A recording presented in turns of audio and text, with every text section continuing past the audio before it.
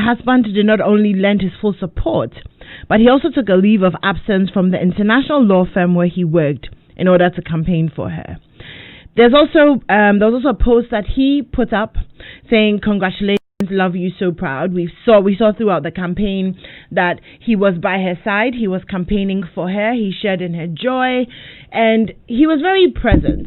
And so when she won, a lot of people started talking about what that would look like if it was in Ghana or if it was in an African setting. Would her husband been as supportive as he has been in the US? So it got us thinking that maybe we should talk about the importance of having a spouse who fully supports you, because that kind of support will definitely come with some sort of sacrifices.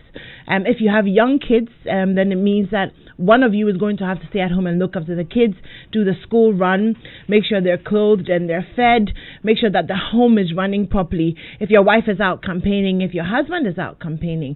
Today, as much as we're going to be talking about both sides, we also want to focus on the female aspect. So we want to focus on having a husband who supports you as you chase your career and what that looks like. I have very interesting guests, and I can promise you a very interesting conversation. As usual, it's interactive.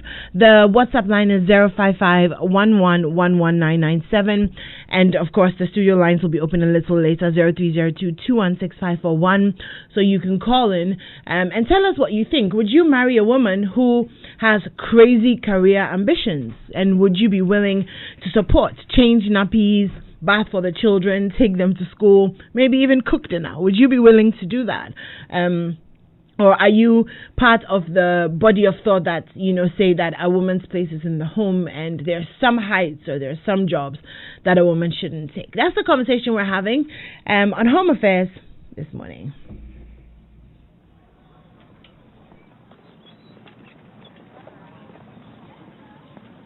Joy 99.7 FM.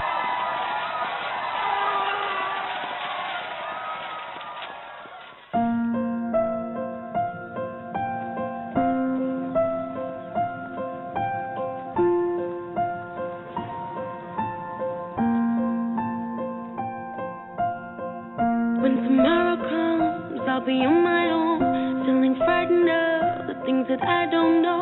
When tomorrow comes, and though the road is long, I look up to the sky, and in the dark I found I hope that I won't fly, and I sing along, and I sing along. I got all I need when I got you and I look around me, see a sweet light, light in the dark, but you're my flashlight. You're getting me through the night. Kiss all my heart when you shine it in my eyes. Can't lie, it's a sweet life. I'm stuck in the dark, but you're my flashlight. You're getting me through the night. 'Cause you're my flashlight.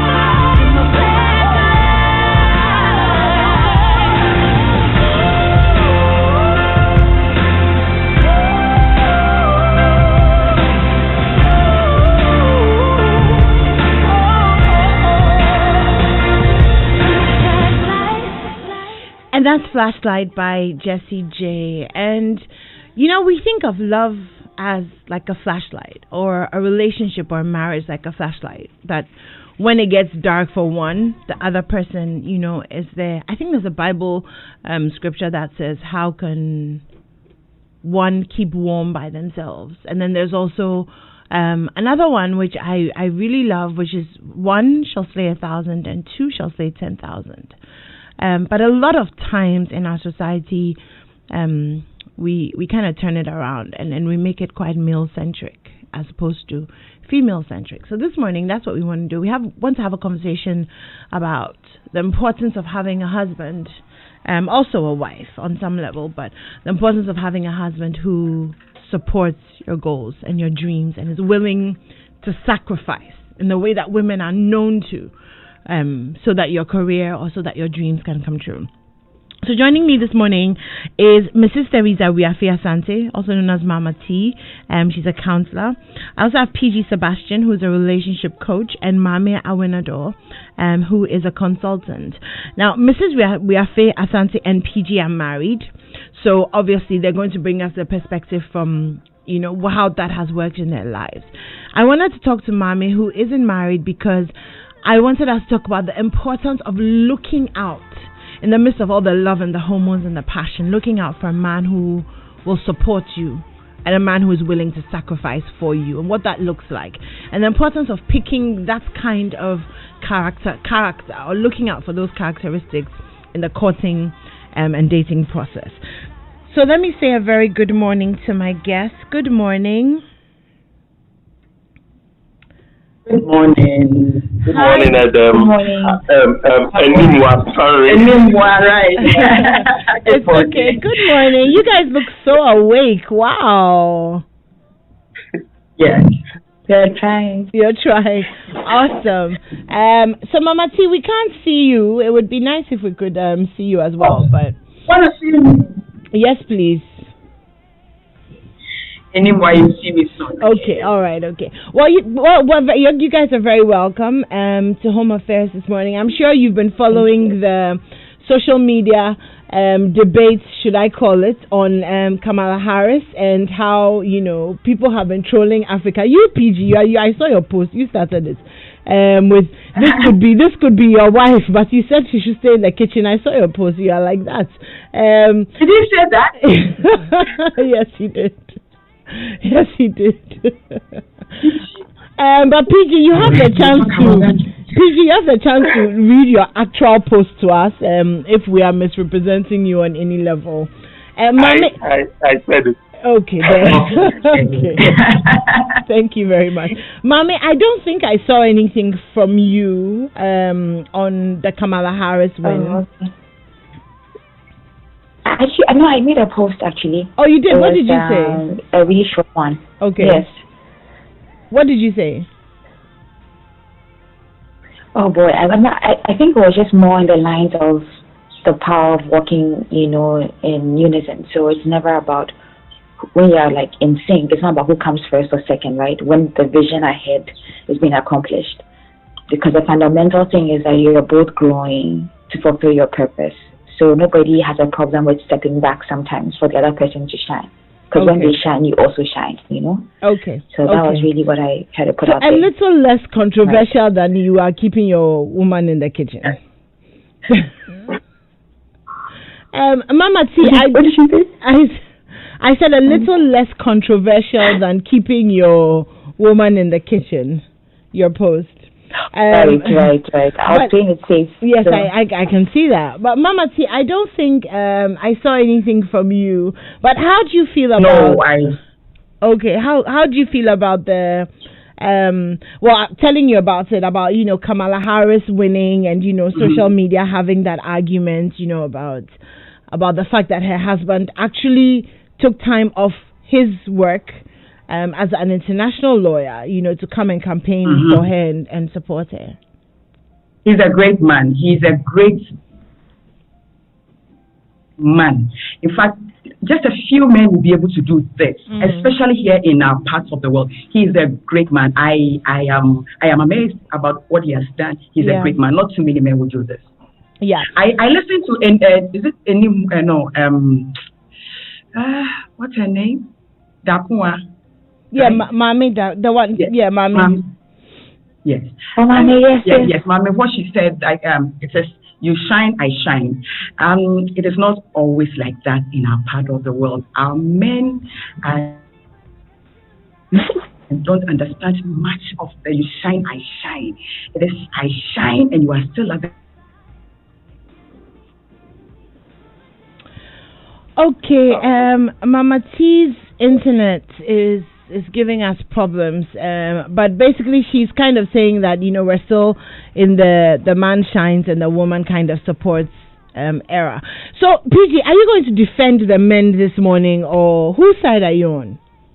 Oh well, anymore, I am really not on anybody's side. I think that but generally, in the African context or the African experience, there is.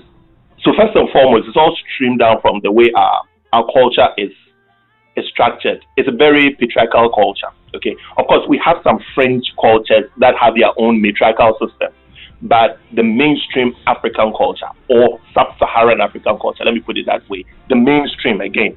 I'm saying the mainstream because, like I said, there are French cultures where you have certain matriarchal structures in place where the women lead, but the mainstream African culture is predominantly patriarchal. Sub-Saharan African culture is predominantly patriarchal. And in that setting, you find that most of the time it's the man that leads. So there is that, idea that it's a man that goes to bring a woman out of the house. It's a man that works. It's a man that goes out to face the world. It's a man that brings stuff in. And then the woman sit back and then take care of the home, handle the back end while the man is on stage. So there's the man that is on the spotlight while the woman does the backstage production, getting everything done, making sure that the home is fine. So the man just goes out there, get the shine. I mean, as you may know, in movies, it's always not the star who is actually everything. It's actually, you have the directors, and we have so many people who are making the star be the star. But obviously, we look at the star for what they have done, and then, we go to reward them. And that's what most of the time you find happening in Africa in the family setting. So,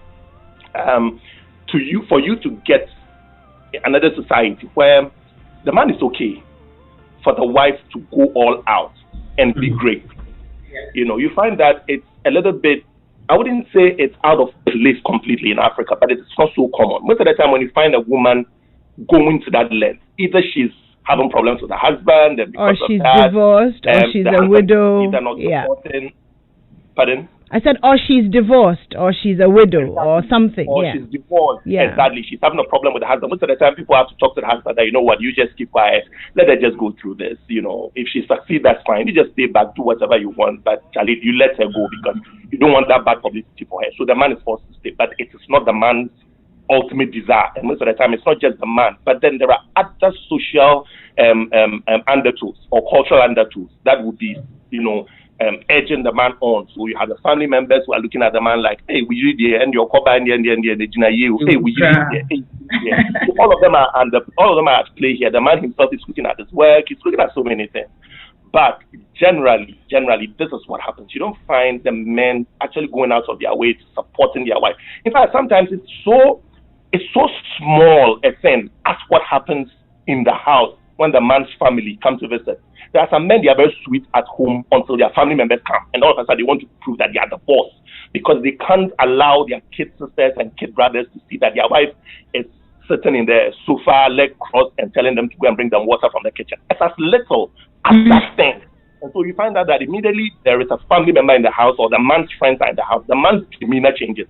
The same thing that the woman can tell the wife and it's a joke or we all laugh. Immediately it is said, the man stiffens up.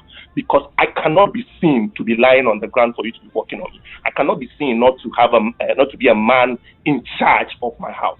You understand? That's the word. You need to be seen to be in charge. You need to be seen to be telling, to be instructing. But sometimes between the two of them, they can make their own unique or private arrangements where it works for both of them. But immediately the society comes in. Public perception is everything in Africa. It changes how the man feels. So it's further aggravated if you find out that it's a national thing, it's a bigger thing. So most of the time, the men won't even allow the woman to get there first even to start with, because once you get there, then it's out of my hands. I don't have control again. So I will first prevent you from joining the political party to start with, or party primaries to start with. Oh, no, it's not good. Politics is a very dirty job. No, I don't want anybody, dragging my family name in the mud, dragging a woman in the mud, and then all that. So most of the time, there are bits and pieces of hindrances. Then if the man realizes he's not actually getting it, sometimes he escalates it through your family, or goes to your pastor, or goes to your best friend. There is always something he's trying to do subtly in the background, because now you can't go frontal. You can't just go frontal attack like, I won't allow you to do. There are some few men who will now go on that path. But most will use subtle machinations just to get you to stand down. Eventually, when they are not able to, and you finally go out there, you realize that normally the women are not the most happiest of people. You go out there, you are in front of the camera, you are laughing, you are happy. You come home to come and see a man who is very straight-faced, very stiff. Why are you not coming around this time? Or maybe he won't probably even ask you anything, but he's cold towards you. He's not receptive. He doesn't even want to know what you did when you went out there, all the successes. You come with your success story, and immediately a man's name comes up, or a particular minister's name comes up, or a particular big person's name comes up. Then, because the person is of the opposite sex, he begins to draw a lot of conclusions. And I have seen so many women trying to rise up, but then there are little things that the men will use against them. So you cannot stay at work after a certain time because you are a married woman who came to drop you. And why are you in the meeting with this person? Why are you traveling with this person alone? I mean, is it even safe? You're a married woman. Why are you always trekking with another man? And then your friends will come in, hey, but Charlie, your wife, the way she's always with this man. She's not married. To love women. So bits and pieces, there is always that pressure that comes from the man directly or through other people, or he uses other people to ensure that the woman is always kept somewhere. And I think that maybe we've just skewed this conversation, or I have skewed this conversation to politics, but it goes beyond politics. We are looking at corporate, the fact that for a woman to get to a certain level at the corporate, in the corporate arena, or the corporate space, she has to make certain sacrifices. You don't just get up and become a GM or an MD of a company by just closing at 4:30. It doesn't happen. You have to learn to stay in the office a bit longer, because somebody has to be sure that you are dedicated. Getting board reports, staying in for longer ESCO meetings, getting things done, making sure that, if your boss wants a report by 8 a.m., the report is ready.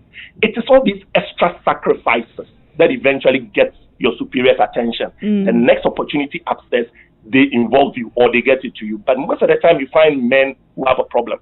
There are women, and this, again, is a little bit a fringe case, but there are women who go to the hospital, they go and deliver, they have CS, and in 24 hours, they discharge themselves. Doctors are telling them, why don't you rest for a day or two? No, if I don't, I have little children at home, I have to go and take care of them.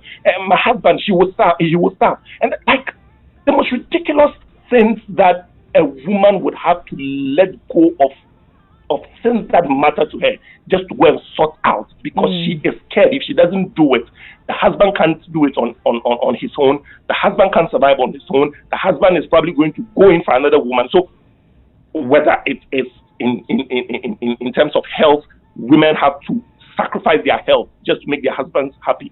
Whether it's in terms of career, women sometimes have to stall it just so their husbands are happy. You cannot travel outside for 2 years to go and do your master's. You cannot travel outside for 3 years to go and do your master's, your doctorate, because you have children. Stay in Ghana. Your friends are going to Gimpa. Your friends are doing evening classes. You to stay in Ghana and do evening classes. You have 3 children. The oldest is 5 years. Who do you expect to take care of that older child? The younger one, who is like 18 months. Stay in Ghana and take care of your children. So we have all of these things, bits and pieces. Most of the time it's the family. Most of the time it is subtle political machinations. But ultimately, the whole idea is that you cannot go far. You cannot become great. Yeah. Sometimes it's not the men who hate the women becoming great, but the men feel that if you are trying to be great, who stays home and who takes care of the family or takes us backstage? So these are some of the challenges that we face here. I get that. Mama T, let me come to you, and then Mami, I'll come to you. So I'm listening to PG talk about all these things, and the question that's on my heart is, whose fault is this? And the reason I'm asking you whose fault is this is because we ultimately are the ones who are raising sons. So are we raising our sons, teaching them that it is a weakness for you to know how to cook your own dinner? or it is a weakness for you to look after your children so that your wife can, pursue her career or pursue her dream? Whose fault is it? Is it the woman's ultimate fault because we are the mothers, or is it society? And how and when is it going to change? All right, thank you very much. I'm very grateful. Yes, it is orientation. It is socialization over the last many years. And it is the little words we speak. It is the statements we make. It is the analogies we use. So how many times have you heard that behind every successful man is a woman? Our pastors are saying the same thing. Everybody is saying the same thing. So I am asking, who is behind the successful woman? Is it her husband or who? Or is it herself? I mean, I am me and I am by myself as a successful woman. Yeah. Listening to all that PG has said is so beautiful. And everything he has said is so true. Society is saying that no, it's a woman's place to be in the kitchen. No, a woman can't go this far. Yeah. No, this is how far you should come. No, you are becoming too much. No, you are a woman. Don't get involved in politics. Politics is dirty. They will insult you. You don't want to be insulted. Do you know that most often here I don't want to say here in Ghana, but a lot of people in Africa have this perception that if a woman is climbing higher up any ladder, either academia, corporate, in politics, she is sacrificing something for that position. Yeah. And it is interesting to know that people are not even seeing that you are qualified enough, that you have the enough ability or strength to do what you are doing, but that you are perhaps giving sexual sexual sacrifices for all that you are doing. So over the years, and this has been over the years, it is, and so it has become a trend. It has become ingrained in many people, and so we also come in, we grow, we become wives, we are husbands, and because this has been society's perception, we carry it through, and we don't sometimes even stop to think about it. Anyone who has listened to me a number of times on Joy would know that I seriously believe so strongly that women from this day onwards, should begin to train their children, both men and women, to understand that this life belongs to us, especially girls. Who says that your girls can only be do little things but not the big things? Why can't we as parents encourage our young girls at 12, at 13? Growing up as a little girl, I lived with an uncle. And one day he asked me, Ajua, what do you want to become in future? I told him I want to be a secretary. The biggest of any woman's job I had ever seen was an auntie who was a secretary. And that is all I had, the picture I had. Then this uncle asked me, why don't you want to become the boss so that somebody else becomes your secretary? It was unheard of. I had not heard any man speak like that before.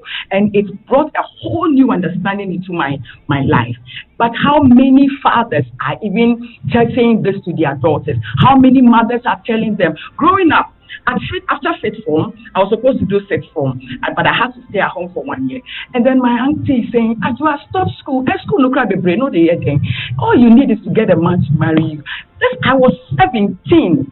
Just 17. Wow. So we are waiting we didn't even understand that you have to be 18 to be matured. So they said, just let's get a man for you to marry.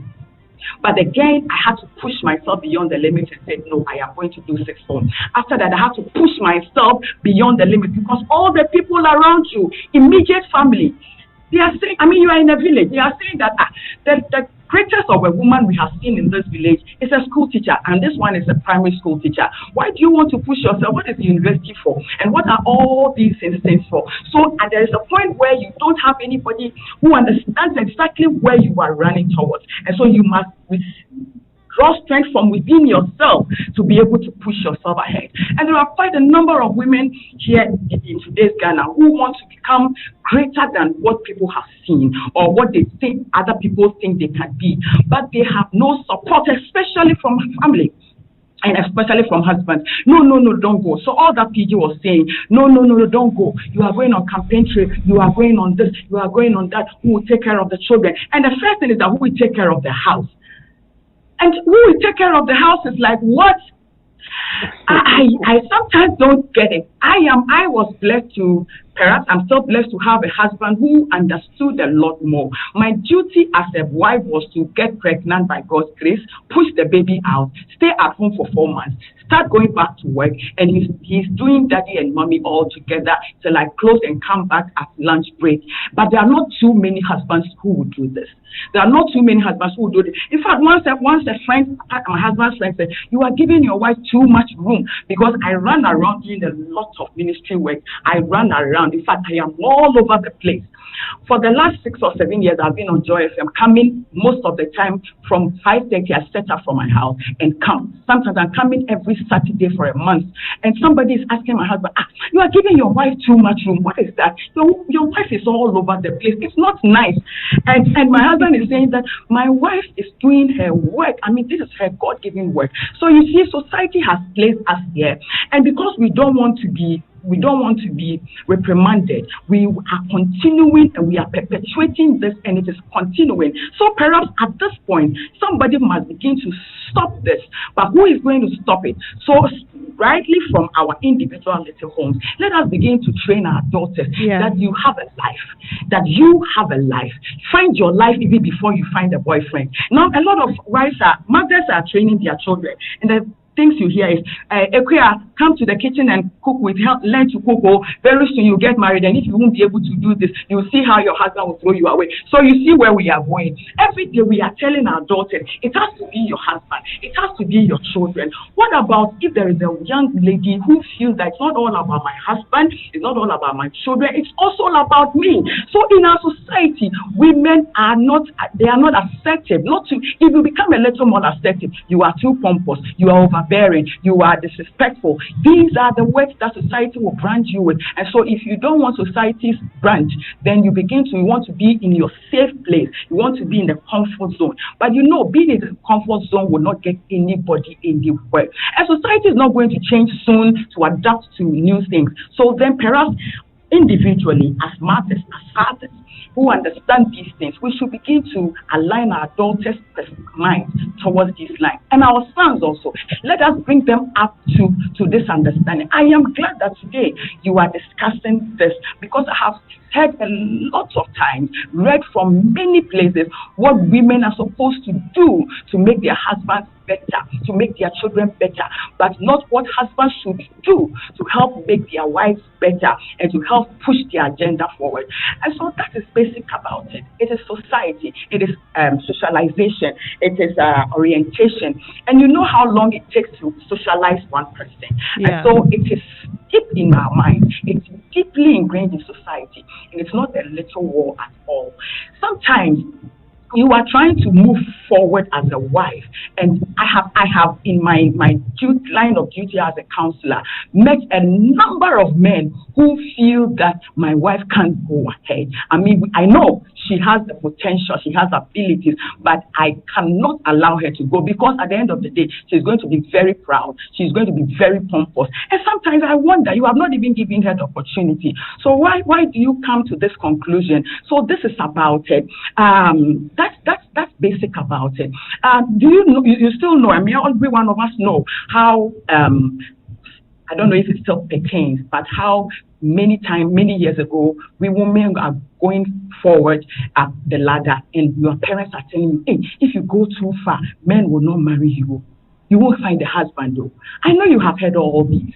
But you see, in today's world, strong women are finding husbands, because it is not about your husband coming to say yes to you alone, but you have said yes to yourself already. And so other people around you must of necessity say yes, whether they like it or not. And again, for ladies, it is important to place yourself in a position such that even your husband, when he feels that he has to cage you in, would notice that you cannot be caged. It's not because you are proud, but because they notice that the fire within you for whatever you want to do is so strong, they can't stop you on anything. But certainly, society will not stop anytime soon, right? Because we are giving birth to the children, we are training them the same way, and so it is recurring, and it will not stop now. Let's do little things in our little areas as parents to bring this change gradually in our daughters and in our sons.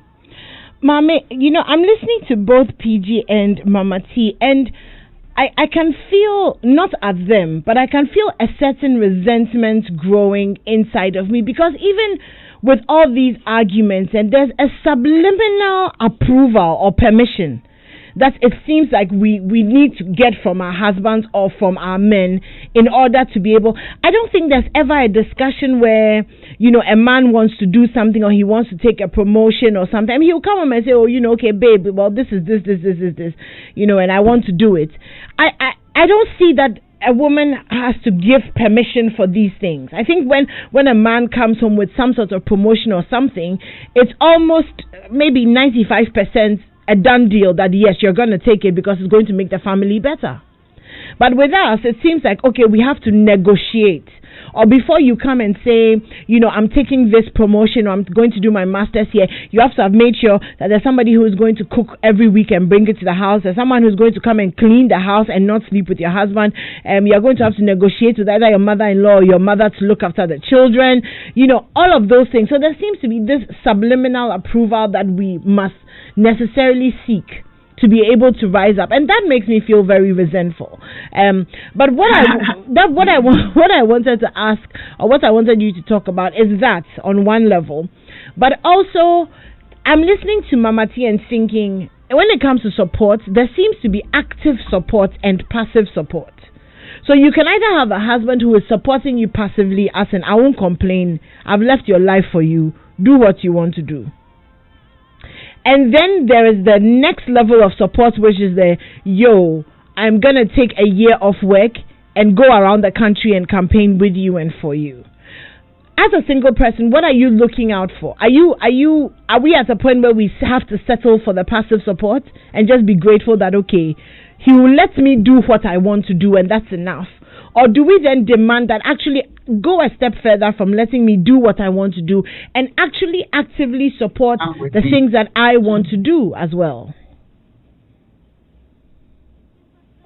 Right. I think in answering your second question, the first question will now get answered. But, one thing people miss out on is that when they are thinking of the concept of marriage, they are looking at the idea of, I am going to be with someone who's going to make me happy. So the happiness for different people mean different things. So for maybe for a man in a typical societal setting is, okay, I'm going out with my life. I need someone who can cook, who can clean, give me children. And maybe for the woman, okay, maybe I'll have a job, but at least I have a man, right? So I'm a complete woman. Somebody is home to keep me company. Different reasons. But we really miss out on the idea that it was never designed for anyone to make the other person happy, because that's looking for happiness in the external.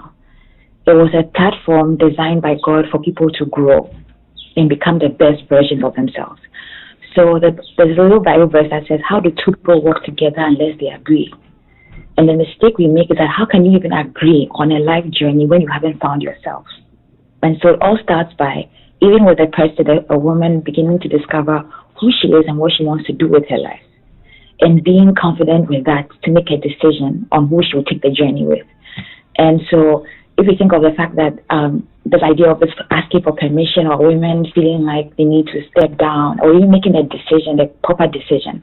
Think about even Ruth, Ginsburg, the Supreme Court judge who died. If you hear a story about her and her husband, they were in law school. There were times when he was sick. She had to write his questions for him in class and stuff. And then there were times where he had to now also step up for her, because the whole idea was we are both growing to fulfill a purpose. But right now, I want to say this because of what Mama T and Sebastian said. Society is going to cave in because the world is changing so quickly that archaic ideas that work earlier on to try and infuse them here is going to destroy so many relationships. That is why people's marriages are not working. People are having the idea of a side chick, because parents are pulling their kids into a system that worked years ago. Now, in the way the world is, the economy is so fast, the idea of one income household is difficult to sustain. The idea that you are both staying mediocre is difficult because the world has become so small. And there are so many options available, and even for men and for women. And so I think that one of the fundamental things, and as Mama even said, find yourself. And when you find yourself, you can even ask the question, how do I work with this person? Because we are trying, I think Sebastian made that comment sometime back, where you're trying to go to Castle, and you join the car, you meet somebody, and the person's trying to go to maybe Labadi, right? You don't even ask them where they are going. And you just join the car because you all want to be in a car. And that's what marriage is looking like now. We all want to be in a car, but nobody's asking, where are you trying to go? And how can you even know where you're going when you haven't found yourself? And I'm sure these women, look at Barack Obama or Michelle, right? There was a time when Barack was out there. Look at Michelle also. People saw, there's a time when he now stepped down. People also saw her. She wrote her book. It was the idea of you're in sync. And it doesn't matter who is seen first. The fundamental thing is that are we achieving the goal for the two of us? Mommy, not to interrupt you, but you brought up the Barack and Michelle example, and I was just reading Michelle's Instagram, and she talks about the fact that Barack is actually about to release his book next week. And it's interesting his book is coming out next week, and she talks about the fact that she can't wait for him to experience what she did, when she wrote Becoming and going on tour and all of that. But I'll bet you there was a conversation on whose book should come out first. I will bet you, because she wrote this book, and it looks like he's given her 2 or 3 years to kind of have the spotlight. And after she wrote the book, she's been more in the spotlight than he has been. And it's like, okay, now we can move on to your book. But how many men would say that? Because he could have ridden on that wave of political, exposure and said, hey, I just, finished being president. I'm going to release my book now, before my name kind of becomes a little bit watered down in all that's going on with Trump and stuff. So you can see with them, and that's a typical example, you see, the give and take that they show in their relationship. So I was just saying that to buttress your point. I was just saying that to buttress your point. Right. And 100%. And I think that, anymore you ask the question, how many, okay, let me just really say this. I was going to say, anymore you're asking the question, how many men would do this, right? And the big question we even ask, how many women would choose themselves? When I say choosing themselves, is that before you meet somebody, you have really said that this is the path I'm going to go on. And anybody who joins this path is coming in to help me. So because we are both trying to achieve something. But the sad thing, because I feel like whatever you are, you attract, right? And there's a place you come to as a woman. When you come there, you won't compromise. And you won't settle for less. Especially if and it takes a lot to be there. That's what the Bible verse that says that a virtuous woman who can find, right? Her price is above rubies.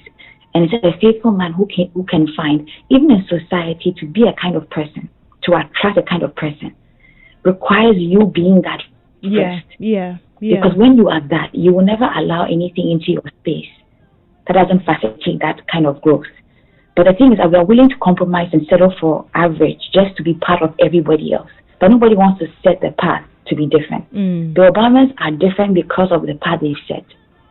So if you're in a society that is not setting a path, you can now begin to say, maybe, one thing, I won't settle. Because maybe I want more out of marriage. I want that partnership because it's not about who makes who happy. It's about us achieving our God-given purpose. And that purpose is that thing of maybe it may be different for both of us at different times. But there'll be a meeting point. But that's the thing, we have to also be truthful with ourselves, even as women, and say, how many times do we settle for less? Just because you want to conform. So when we begin to ask ourselves those questions, because maybe Kamala Harris, she could have also settled down long ago and been different. But that price of waiting, to be aligned with the right price, how many people want to pay that price? That's another question that we as women even need to ask ourselves. I get that. And so I think that when you become everything you want to be, you attract what you want in your life. So. It's interesting. And PG, I'm coming to you, but talking about Kamala Harris, so Doug is her second house. She's divorced, and then she got married again. And it's interesting because I followed the campaigning and stuff, and yes, it may have come up once or twice, but it didn't feature as prominently as it would have featured. if she was in Ghana trying to be, go into politics and you've married before, and if this is this and this is this and this is this and all of the chatter that goes with that kind of thing. So that's just one aspect of our African society that hopefully we can move on from, because those questions are not asked of men, and we've seen this in a lot of ministerial vetting even here in Ghana, and the way that men and women are vetted, and the kinds of questions that men are asked and the kinds of questions that women are asked, which is very annoying most of the time. Very annoying. But anyway, so you wanted to say something, so I'll let you say that. Yes. But when you're done with that, I want you to answer this for me. How do you look for, what do you look for when you are choosing a husband? Because, people say that people show you something, and then when you get married, they show you who they really are. So how do you look out? So if we can start from there, how do you look out to find a man who will be willing to be an active supporter of your dreams? Because being an active supporter, like you said, includes changing nappies, cleaning the house sometimes, scrubbing the bathroom, washing the clothes for the whole family. Sometimes actively supporting your wife is doing that. It's not even like the big things, like we say. It's just scrubbing the bathroom so that she doesn't have to come home, at 9 p.m. to a dirty bathroom. So how do you look for that? And as a man, what are the telltale signs that would, say that, okay, this is a man who is like this, or this is a man who is like that? Anymore, I wish this question would be best answered by my wife, because what I was coming to say had something to do with her. So let me just answer it, and in the process, let me just tell the story. In the process, maybe the answer will come, but I'm just going to do it in a reverse. Okay. When we started talking, we have talked for just like a year, and she called me one morning. I was going through a phase. My car was giving me stress, and I was having one or two other stress, so I wasn't the best of person. She called me one day to tell me that she's been selected by her company to go to Spain, to go and work from Spain for 1 year. And she knows my position, or she knew my position then about long distance relationship. She knew I wasn't in for long distance relationship. Yeah. So, when she called me, I could feel that she was very excited about this new opportunity. But when she was talking to me, I could feel her voice shaking. And because of the state I personally was in, I wasn't also excited. So the call ended, and then her auntie called me, and she was like, just going on and on, trying to be nice, trying to be political about it. I stopped her. I said, no, relax. The way I was feeling had nothing to do with that. I am not married to her. And the last thing I want on my name and on my image in the future, 10 years, 100 years, whatever, is the fact that we never got married. But because of one decision I took, she also missed an opportunity to be great. She should go out there and take that job. She should go and shine for her company. She should go and get that training and come back and add value to her company. If eventually we marry, that is my wife. I'm going to be super proud of her.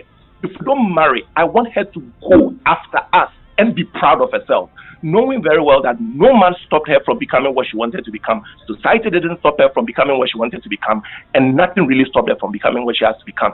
She was away for almost a year. She goes 3 weeks. She works in Spain for 3 weeks.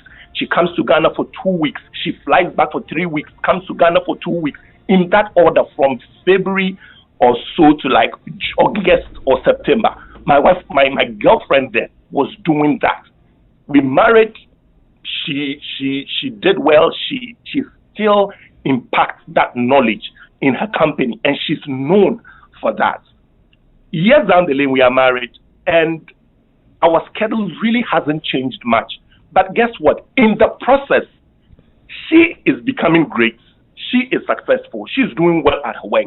But I have also found something that I'm excited about, because when she's away, I get all the time and all the chance to do my counseling. I guess if she was here, I wouldn't be moving around the way I move around. I wouldn't also be all over the place.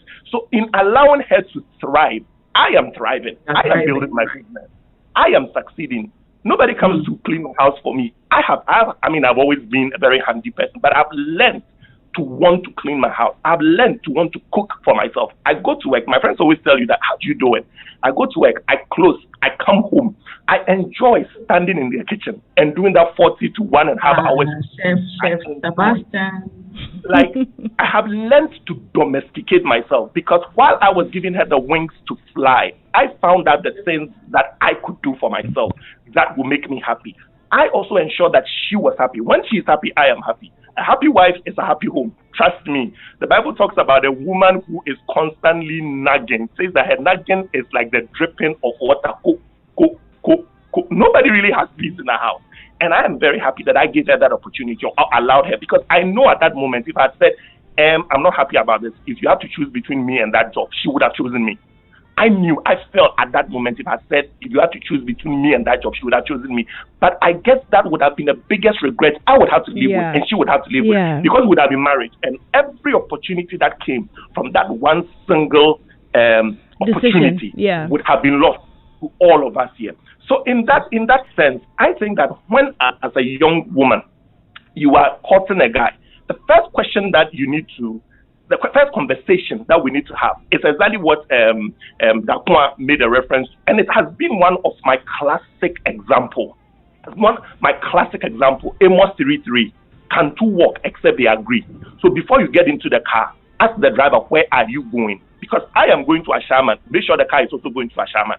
And make sure that we are all going to the same place. We all expect the car to get there at a particular point in time. We all going there for a particular purpose. Do we have the right way, the right gear to get there? People say, when we get to the bridge, you cross it. What if you drive across the motorway and you get to the bridge and you can't cross it? What do you do again? Do you walk back? Do you drive back?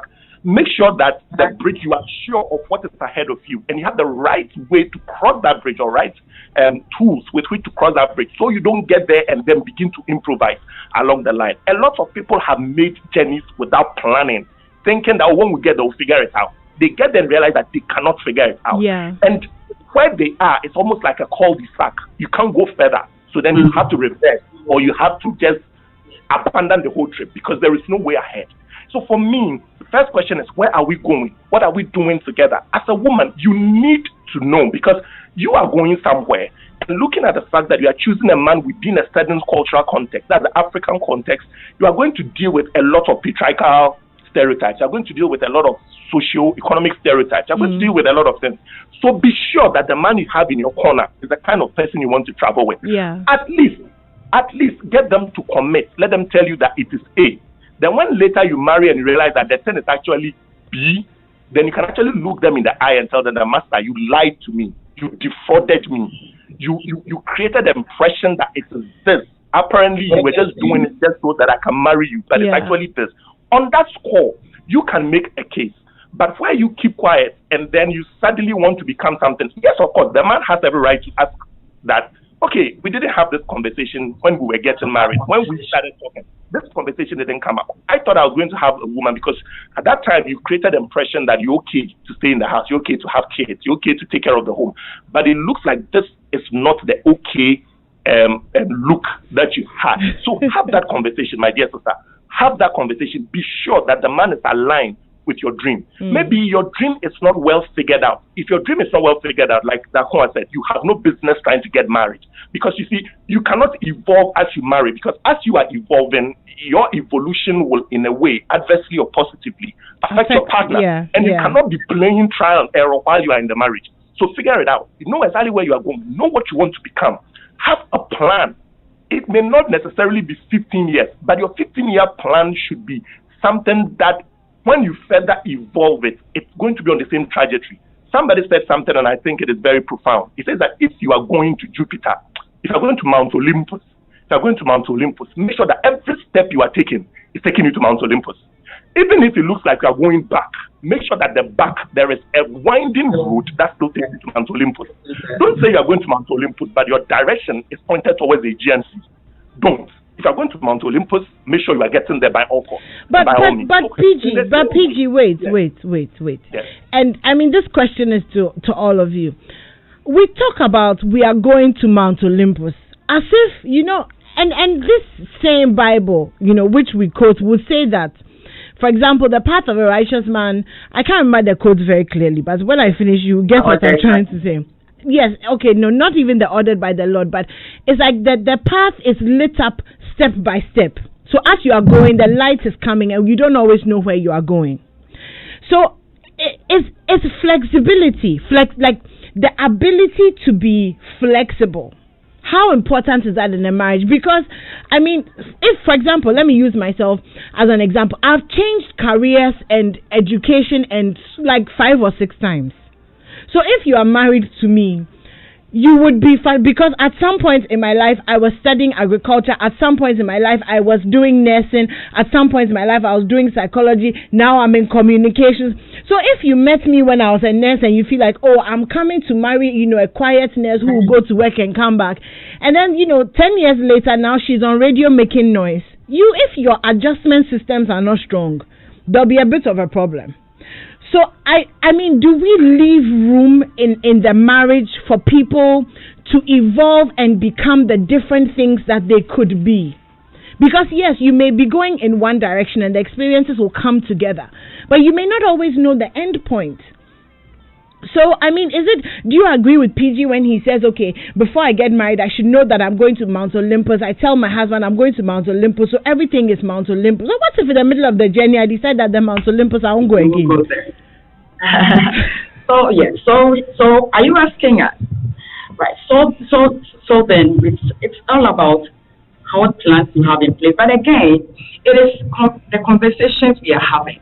And even to begin with, when you are in a relationship, you are not married yet, and you find you have someone with you, you should be having conversations. That is why people are saying that a good marriage would always be on conversation, effective one, so to speak.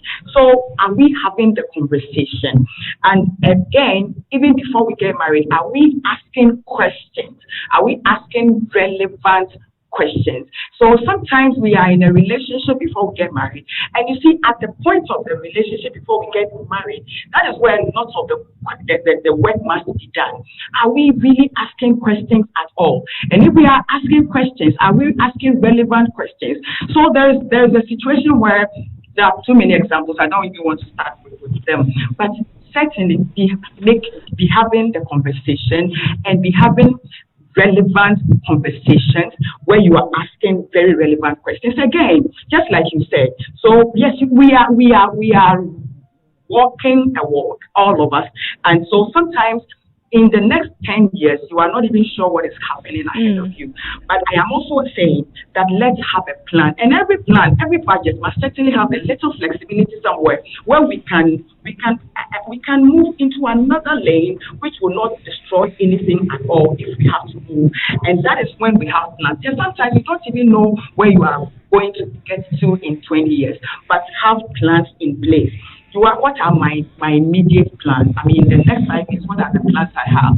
What are my midterm plans in 10 years, in 20 years? Now, these plans, you have made them already, and then you are making them together as a couple, so to speak, so that as we journey on, we are making a lot of negotiations as we journey on, and they are so important. Yes, I understand you. Sometimes we get to a place and you would notice that even it was not really part of my plan at all, but as I journeyed on, I noticed that this has become something that I want to look at, and I am sure that you have a right to look at. Right. Okay, Mame, do you want to weigh in to what we've been talking about?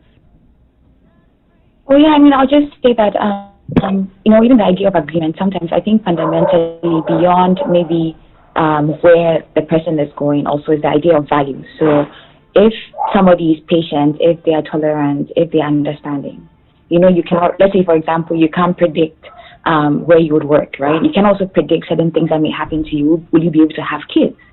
What if people who've had married people who had accidents, they never predicted those things would happen, and for some reason, maybe a particular period of time, they need to push them in a wheelchair.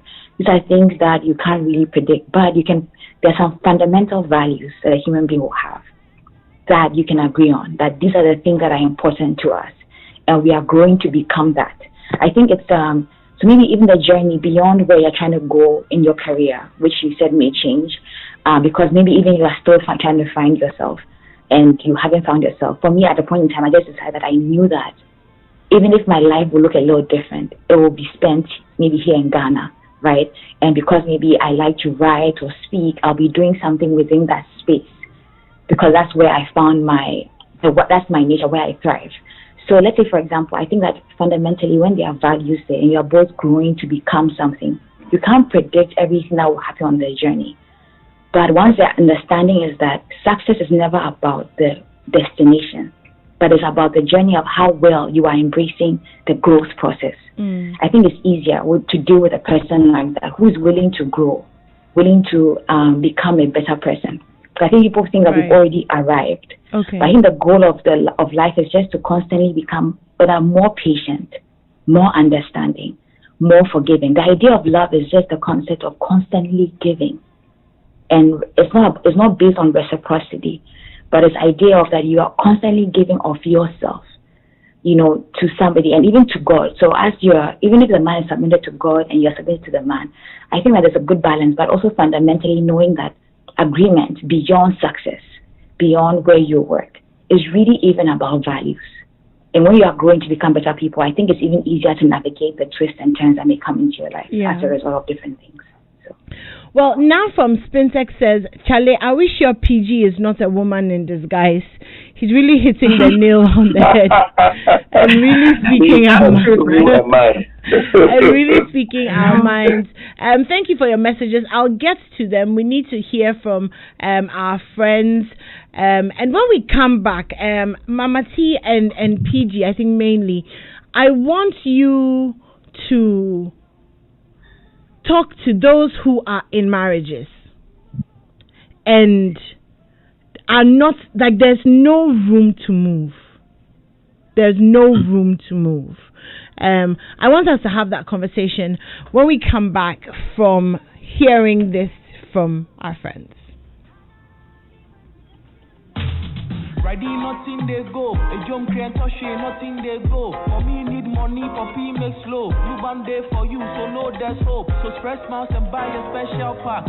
Scratch arm and text a unique code. A family name, 21393. Blue band go make a family smile. So spread smiles to family. Go Blue band. 1,000 CDs to 100 families. Blue band is there for me. Go Blue band. Blue band is there for you and your family. Tell a family. Go Blue band. 1,000 CDs to 100 families. Blue band is there for you. Go Blue band. So get your nose mask and spread the news. With Blue band, be okay. Blue band, oh, yento, get your Blue band. This advertisement has been vetted and approved by the FDA.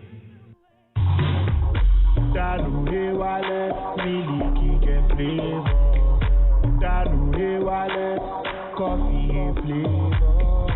Danube wallet, energy to stay strong. One Ghana cedi pay. Enjoy your Dano milk and be strong. This advert is vetted and approved by the FDA. One Ghana cedi pay. Sunlight Basso. Now 1 Ghana cedi only. Grab yours now. This advertisement has been vetted and approved by the FDA.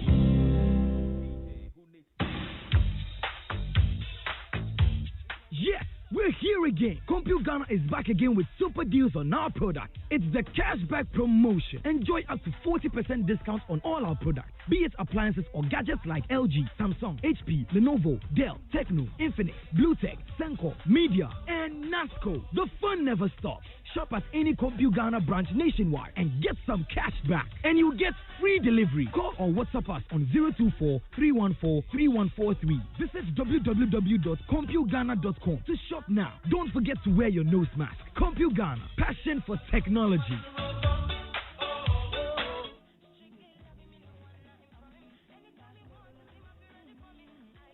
This is the DJ who looking at me, looking at you, I'm here. You know, take a bag of man like the Navy.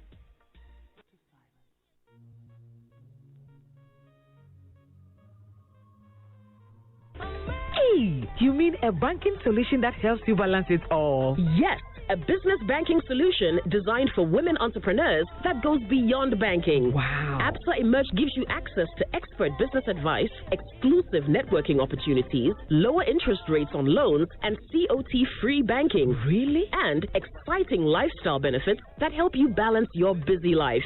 Sign on to ABSA Emerge Solution today. That's Africanacity, that's ABSA. Visit absa.com.gh. Terms and conditions apply. By 10 a.m., 5 million Ghanaians have you heard at least twice in the trotro, in the queue for Hajia's Water, and at the cocoa joint around the corner. So, have you heard that Airtel Tigo calls are free for 6 months? 6 months? Yes, you heard right. 6 months of free morning calls when you buy an Airtel Tigo SIM and make a simple transaction on Airtel Tigo Money. Share the news because Hong Kong will get leg. Get an Airtel Tigo SIM today. Airtel Tigo. Life is simple. Riding nothing they go. A jump crane touching nothing they go. For me need money, for P make slow. Blue band day for you, so know there's hope. So spread smiles and buy a special pack. Scratch arm and text a unique code. A family name 21393. Blue band go make a family smile. So spread smiles to family. Go Blue band. 1,000 CDs to 100 families. Blue band is there for me. Go Blue band. Blue band is there for you and your family. Tell the family. Go Blue band. 1,000 CDs to 100 families. Blue band is there for you. Go Blue band. So get your nose mask and spread the news. With Blue band, be you okay. Blue band, oh yento, get your Blue band. This advertisement has been vetted and approved by the FDA. Hello, my name is Jerry Ajololo and I have exciting news for you. On the 18th and 19th of November 2020, First National Bank will be hosting this year's housing fair. Join me and my friends at the First National Bank from 11 a.m. each day via YouTube as we bring you home loan solutions that make a dream a reality. We also have exciting deal offers and affordable homes to show you. All you need to do is subscribe to our YouTube channel, First National Bank GH, and click the bell icon to stay notified. You may also check our social media handles on Facebook, Twitter, Instagram, and LinkedIn for more information. First National Bank, how can we help you? Joy 99.7 FM.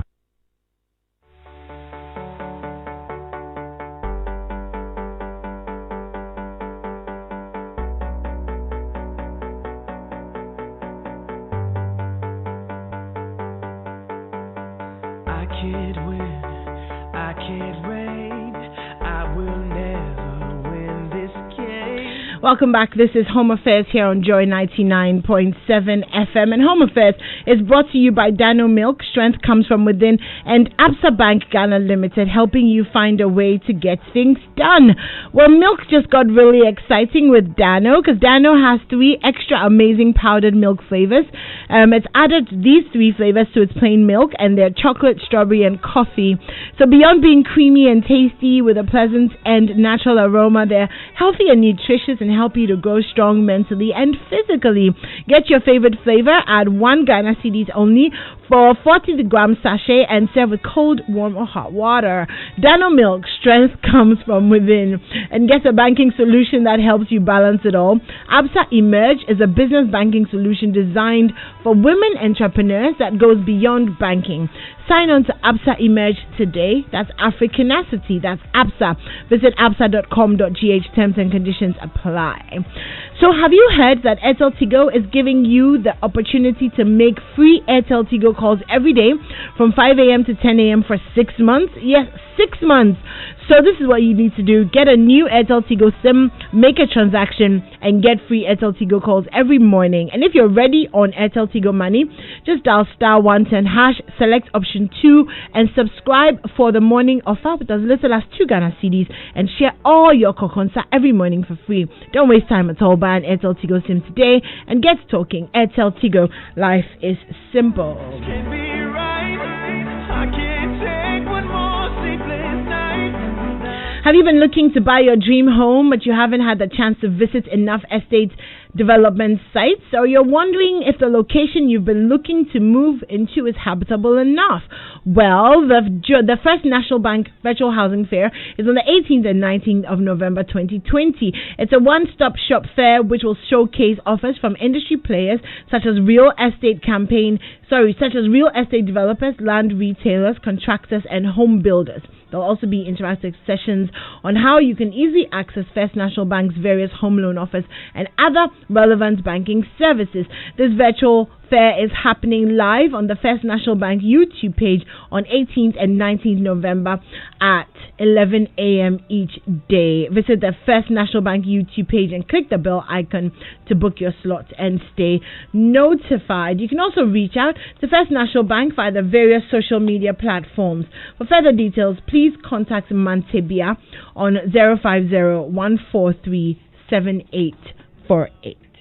I am vain. I will never be the same without you.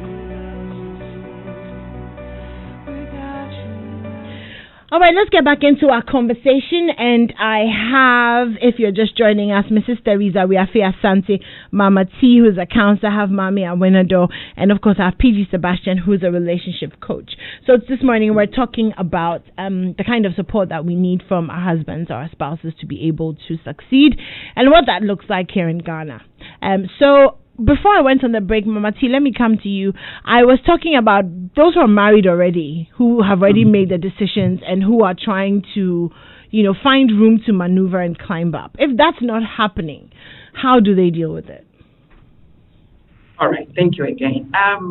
It is true. We have said over and over, not only on this platform, but a number of platforms, we are saying that your joy, your happiness is not tied in to the happiness of your partner. So it means that you have the right to happiness yourself. But it's also true that if you have other people in your life, especially a husband who is interested in your happiness, that it makes it much, much better. And so, yes, we are individuals. But again, if people are in our lives who are very happy with our joy and our happiness, then that is very nice. Again, if we are married, we are looking at the success of a woman, the husband's support, right? Making a woman successful. And I think that it is so important. Most of the often than not, we have heard most women who are pushing their husbands and are behind them or beside them, and they are spelling them on, and they are clapping for them. And lots of husbands have written books and they are dedicated to their wives. They are taking awards and they are dedicating to their wives. It means that a lot of ladies out there are doing very, very well. But again, it is also true that there are quite a few women who are really having husband support. And so I want to really say, one of the beautiful songs or names in the ears of a wife especially is the name of a husband. It is whether society approves of it or not. There is something that happens to a wife who knows that my husband is with me. You mention the man's name and there's light in her eyes. It just says that I love you to be around as long as you are here. And if you are here, then it also means that you don't only have to be here. Our marriage shouldn't be only formal where we are doing only politics. We are talking about electricity, children's school fees, and all of these things. But it should be a point where I need your help and you are helping me to succeed. We are looking for husbands who are going to help us first to begin with, perhaps with house chores. If you are a husband who understands how to clean around a little, please give your wife a little help. She needs it. You see, else at 50, you can't introduce her as your wife. You won't even introduce her because she will be too stressed. She will be looking like your grandmother. That is very, very important. Take a lot of the stress off her. If you know you can take care of the children for her, please do help her take care of the children. Be with them. Babysit sometimes. It is very, very necessary. If you can, I went to Domain Market recently. There's this woman I buy paper from. When I got there, I was not sure whether something has happened. There was this elderly 54, 55-year-old man. And I said, please, Mami not He said, oh, she's my wife. And I said, but where is she? So I noticed she's little tired. So I asked her to be at home and I'll come and sell for her. I said, what? Because I said that if it's a supermarket, fine, nice. But this is Domain Market selling pepper. That man has my deepest respect. Yes. How many husbands would do this? This is support. The wife is not sick. As she said, I noticed she's a little tired. I am asking her to rest so I come and solve for her. If you can help your wife in these areas, if you can, please do it. Your wife needs your intellectual support and please help if you can. Especially, she needs your prayer support. I have seen a lot of women, including myself. My husband is going somewhere. I'm holding his hand. I am praying for him. Not with him. I am praying for him. Sometimes husbands, hold your wife's hand, pray for her, do it before her. Don't tell her that I'm praying for you in the bathroom and the bedroom. Pray for her before her. Be your wife's greatest cheerleader everywhere. Most of the contracts I have landed, my husband got it for me, and it is beautiful to know that we are great partners in this. So be her greatest cheerleader. Tell her to go on, my friend. Go, dear baby, go. I am here. I am waiting. If even you fall and you don't do well, I am here. I will catch you. And that is the greatest words a wife would want to hear from her husband. It's not like you, when we're going, I told you don't go. Now you went. You see how you have brought shame to the family. You do your work. That is very, very wrong. So I am asking for all this. Apart from that, I am also asking for a lot of emotional warmth from husbands. Yes, your wife might have done something so wrong that has brought a little shame, some discouragement, but can you bring her closer to you? Hold her in your arm and tell little speak little words into her ears and tell her that it is well. We can forge ahead. We will get back. You will get back on your feet. It is very, very important. We need all this support. If a woman doesn't get these ones, she draws all the support from herself. And when she begins to draw all the support from within herself, in her is Christ. When she draws all this support from herself, there will come a time she would not really need you in her life because you did not play your role as a head well in this family. It is not for no reason that God makes the man the head of this union as a couple. You see, I have said this, I will be ending on this. Many people, excuse my language for lack of a better word, who are suffering from perhaps they have a problem with their arms, they have a problem with their limbs, they are not working, they can't use their hands. They are having their head, and because your head is on, you are human. I have seen people who are having their heads on and they are crippled in a part of their body. Yeah. But when I am not sure if you have seen anybody who is walking and doesn't have a head. Mm-hmm. Headship is key in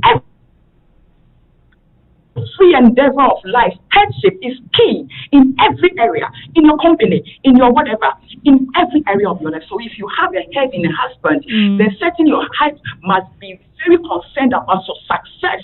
And in this success, he plays a very pivotal role. Yeah. It is so important that his husband should begin to understand that if my wife shines, I shine. I have met in my line of business men who are so jealous of the success of their wives, you don't want to know. And sometimes you wonder, why is my husband this jealous of my success? It is true. A wife is forging ahead and a husband is saying that you are going too fast. My friend, calm down, let's all be here. And so I am asking husbands, please be the cheerleaders of your wife. Be behind them, clap for them, push them on, spur them on, get them forge ahead. Tell them they can do it even when they think they cannot do it. Understand their giftings, celebrate their giftings, and let them become much better than they think they can be. There are wives who did not even know of their strengths and of their giftings till their husbands notice and say, have you noticed that you are strong in this area? All of these are supposed to be part of your duty as a head of this woman. You are not only a head for nothing so that you are head only in the bedroom. There are many husbands who are only head in the bedroom. Please stop that bedroom thing and come down here. Sometimes sit your wife down and speak with her like a human being. And that is very, very important. This is where I will end. Your wife needs your deepest support in all of the things that they need. Right. Important. Well, I think Mama T has said it and concluded it for us. She said a lot about the things that wives need from their husbands. And I think that if you're not ready to give that, don't be a husband. Like, it's really not by force. If you think that you can't support a woman, support a human being's life, their goals and their dreams, and you really shouldn't be in that position. That's just my humble opinion. That's what I'm taking away from what she said. Thank you to all of you who texted, and those of you who have contributed to our show. Thank you to Mrs. Theresa Riafia Santi Mama T. Thank you to Mamia Winador and to PG Sebastian. You guys are amazing. Thank you so much. And to you for choosing us and for listening to us. We're very grateful. Have a fantastic weekend.